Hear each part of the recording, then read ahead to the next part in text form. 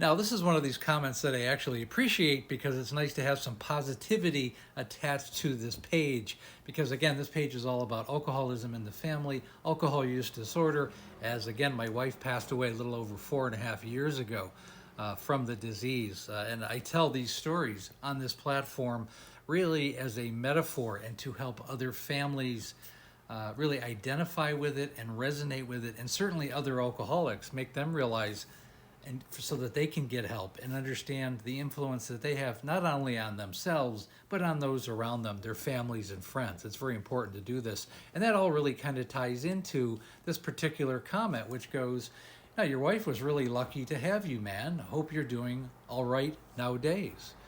Absolutely. And I will give an update to what's going on with us. You know, my son, for example, we did a video a couple days ago. After his mother died, he finished college. He went to Santa Cruz up in Northern California, which is about 500 miles away. He graduated a year ago. He now has his own business online. He has a pretty thriving Amazon. He's really into books, so he sells hundreds of books a month, and he's doing very well in building that up. He's buying a house in Temecula probably in the next 3 or 4 months. He's looking to do that. So he's 24 years old, and he's a very nice young man. I myself, I'm going to continue with that on the next step. And again, the reason why I'm making this video is it's really good to have a follow-up, because people think, the stories that I tell, but people don't realize sometimes it's the first time they're hearing them. And a lot of these stories, she died 4.5 years ago, Amanda did. So the stories that I tell are between 4.5 and 20 years ago. And sometimes when someone's seeing these for the first time, they think I'm just sitting here and disparaging my wife and like I'm coming from a place of anger, and I'm venting about my wife who's no longer with us, which honestly nothing is further from the case. That's not the point of these. That's not the point of this page, and it has nothing to do with the motivation of what I'm doing here. It just simply it doesn't. If you think it is, well, maybe watch some other videos. And I tell people all the time, if you're getting a comment that you think I'm disparaging my wife, well, please watch some other videos, get caught up. And if you've only been here a little while, maybe delve into it, because critical thinking skills are very necessary for this page, because what you're listening to are metaphors and stories to help other people. Now, as far as my life after my wife died, really right after, I took quite a bit of time off. I traveled for about 6 months. I visited friends back east in Florida. I went to Vegas. I went to Arizona, Florida, Texas, South Carolina, New York, Pennsylvania, Maine, New Hampshire, Vermont, Canada,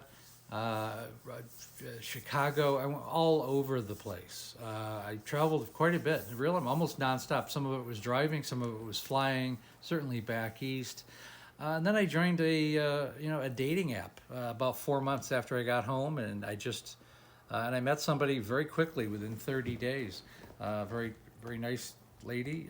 She lived 3/4 of a mile from where I did. She had a house, and I ended up buying a house about 3/4 of a mile where she lived. I lived on the other side of the town. I rented my house out because there was too many memories there with my wife, and bought a new house closer to hers. And eventually, her and her 2 daughters moved in with us. And now we have a whole new family with our son. So and the reason why I point this out, because there is life after alcohol use disorder. There is life. And so those families who are going through this, and if you do lose a family member, what you need to do is just pick up the pieces, regroup, and just similar to what an alcoholic has to do, is you need to reinvent yourself. I got out of my house. I really have a whole new different career now. I was tired of selling insurance, and I have whole new people in my life now. I think that's what you need to do if you're an alcoholic, and it's also what you need to do as a family member sometimes to get over this really abysmal tragedy and the horror of the mental illness and madness that is alcohol use disorder.